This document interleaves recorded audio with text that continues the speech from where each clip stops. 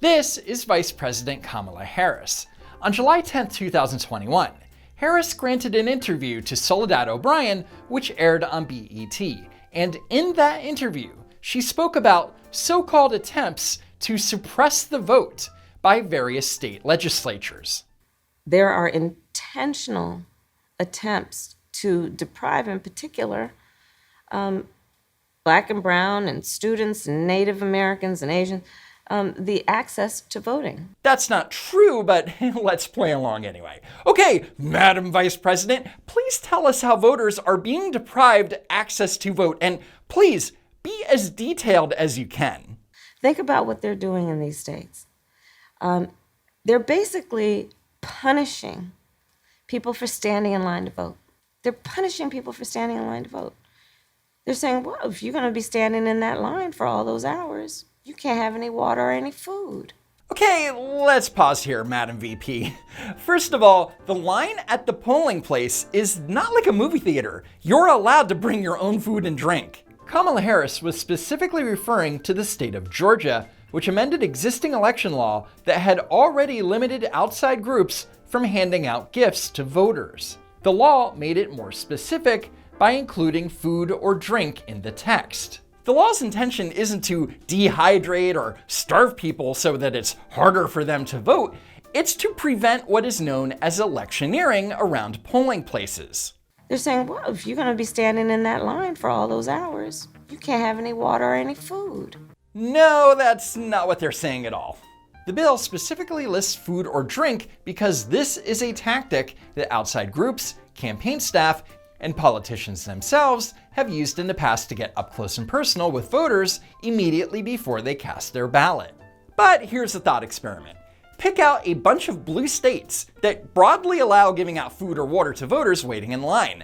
Then have members of Republican-based civic groups camp out at polling places and hand out food or water to voters waiting in line.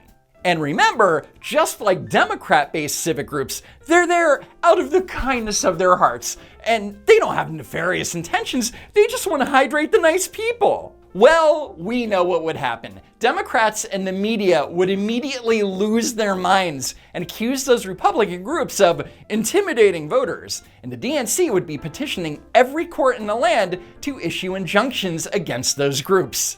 Okay, moving on. Is agreeing to voter ID one of those compromises that you'd support? In some people's mind, that means, well, you're going to have to Xerox or photocopy your ID to send it in to prove you are who you are. This is very misleading, and as the fact checkers would say, mostly false. In Georgia, when you fill out your absentee ballot application, you can simply write down the number of your driver's license number or state ID number as a qualifier. And according to the Georgia Secretary of State, 97% of Georgians possess one or the other. In other words, if you live in Georgia, you most likely don't have to Xerox anything. But of course, if you're one of the very few that don't have a state ID or driver's license, and you choose to send in your application in the mail, then yes, you have to send in a copy of any one of these documents. And have you noticed how the Democrats have switched their narrative from voter ID is racist to asking people to photocopy their ID is racist? And not only that, but now they're trying to retcon history. No Democrat has ever been against voter ID. Voter ID can lead to a form of poll taxes because what we're now saying about voter ID that you can get an official ID by going down to your highway department and purchasing an ID. I think that might be a poll tax. So on one day, he's claiming that voter ID laws are voter suppression, but on another day, claims that every Democrat was never against voter ID. No Democrat has ever been against voter ID. And the Democrats changed their messaging on this because, according to polling, the majority of Americans support requiring photo ID to vote. Anyway, back to VP Harris, who explains why asking a voter to send in a copy of a document is voter suppression. Well, there are a whole lot of people, especially people who live in rural communities, who don't, there's no Kinkos, there's no Office Max near them. What? People have to understand that when we're talking about voter ID laws, Be clear about who you have in mind and what would be required of them to prove who they are.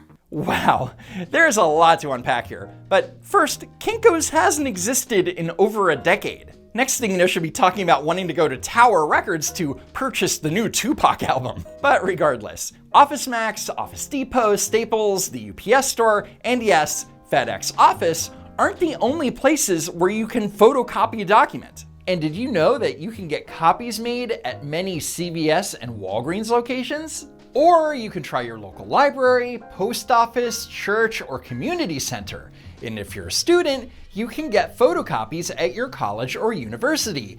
And of course, you can probably make a photocopy at your workplace. Well, assuming that you have a job, and if you don't, you might have bigger problems than voting access. And you can avoid photocopies altogether by applying for your absentee ballot online. Take a picture of those documents and attach it digitally. See, there's no problem here, right? Right now, we need to start rallying because these laws are being passed right now that will make it almost impossible, at least very difficult for you to vote. Almost impossible to vote. Just think for a moment how dishonest she is being. Instead of telling you how to navigate these policies so that you can vote, she's telling you that it's going to be impossible for you to vote because you don't have the wherewithal to get something photocopied. And if you do have to wait in line, you're gonna starve to death. But this is straight out of the Democrat playbook. Keep painting Americans as victims. In June 2021, the Department of Justice, led by Attorney General Merrick Garland, filed a lawsuit against the state of Georgia challenging racially discriminatory provisions. Our complaint alleges that recent changes to Georgia's election laws were enacted with the purpose of denying or abridging the right of Black Georgians to vote on account of their race or color in violation of Section 2 of the Voting Rights Act. The complaint includes Georgia's requirement that voters who do not have identification issued by the Georgia Department of Driver Services photocopy and other form of identification in order to request an absentee ballot without allowing for the use of the last 4 digits of a social security number for such applications. So how is this racially discriminatory? Well, it's not. Unless you're saying that minorities are denied access to photocopiers, I don't know. And again, you can request an absentee ballot over the internet, which doesn't require a photocopier at all. The DOJ's complaint against Georgia is also challenging the shortening of the deadline to request absentee ballots to 11 days before Election Day. Georgia allows voters to apply for absentee ballots no earlier than 78 days before an election. These applications need to be received 11 days before Election Day. In other words, voters have 67 days to apply for an absentee ballot. But according to the complaint, in the November 2020 general election, Black voters were more likely than white voters to request absentee ballots between 10 and 4 days before Election Day. In addition, all of the absentee ballots requested during this period, those that were successfully cast and counted, were disproportionately cast by Black voters. First, the deadline to apply for an absentee ballot 11 days before an election makes sense because logistically, asking for a mail-in ballot 4 to 10 days before an election is cutting it super close. But in the same complaint, the DOJ points out that in 2018, 85% of absentee ballots rejected as untimely arrived within 7 days after Election Day, implying that many were mailed either before or on Election Day. So on one hand, the DOJ admits that 85% of rejected absentee ballots were because they arrived too late. And that's a shame because you want every legitimate vote to be counted, even if they did vote for Joe Biden. But on the other hand, the DOJ is suggesting that within a 4-day period, that the Board of Elections can process an absentee ballot application, send that ballot in the mail to the voter, have the voter fill it out, and then put the ballot back in the mail with absolute certainty that the ballot will receive on time and be counted. Right. The Civil Rights Division continues to analyze other state laws that have been passed, and we are following the progress of legislative proposals under consideration in additional states. Where we believe the civil rights of Americans have been violated, we will not hesitate to act. Oh, good. then I guess they'll be going after New Mexico, Maryland, and Nevada next, because the absentee ballot deadline in those states is 14 days before an election, which is 3 days shorter than Georgia. I'm just kidding. The DOJ wouldn't sue states run by Democrats. That would be counterproductive. Next, there's Joe Biden, who gave a speech in Philadelphia about the right to vote and talked about how in 2020, more people voted in America than ever before. All told, more than 150 Americans of every age, of every race, of every background exercised their right to vote. Sounds about right. In America, if you lose, you accept the results. You follow the Constitution. So Joe Biden is claiming that you should follow the Constitution, and if you lose, you should accept the results. But apparently, this only applies to Republicans. Just weeks ago, the Supreme Court yet again weakened the Voting Rights Act and upheld what Justice Kagan called, quote, a significant race-based disparity in voting opportunities. So let me give you some background on the case. The Democratic National Committee sued Arizona over 2 election policies. The first policy was regarding the use of ballot harvesting. This prevents political operatives from going door to door, collecting mail-in ballots, and dropping them off to the local election board. This is banned because these groups can potentially intimidate voters and tamper with ballots. It's bad when Democrats do it, and it's bad when Republicans do it. The second policy was regarding out-of-precinct voting. If a voter goes to a voting precinct and they are not on the list, they can vote using a provisional ballot. But if it turns out that the voter was at the wrong precinct, their vote is thrown out because they voted in the wrong place. And the DNC's argument is that their vote should be counted anyway, because not counting it would be in violation of the Voting Rights Act, which is stupid. However, the US Supreme Court disagreed with the DNC, and in a 6-3 ruling, declared that Arizona wasn't violating federal law. So the Democrats lost this one. And Joe Biden's upset about the ruling, saying that it's weakening your voting rights, which is not true. In America, if you lose, you accept the results. But instead of taking the L, he's calling on Congress to pass H.R. 1, a voting rights bill, which would make ballot harvesting legal in all 50 states and make provisional ballots count even when cast in the wrong precinct. You follow the Constitution. Except that he's not, because state legislatures bear responsibility for setting election rules, and not the federal government. But you know what they say, if you can't beat them, attempt an unconstitutional power grab. Speaking of crybabies, let's talk about the situation in Texas. The voting rights showdown in Texas, with Republican lawmakers pushing what would be one of the nation's most restrictive voting bills in the country.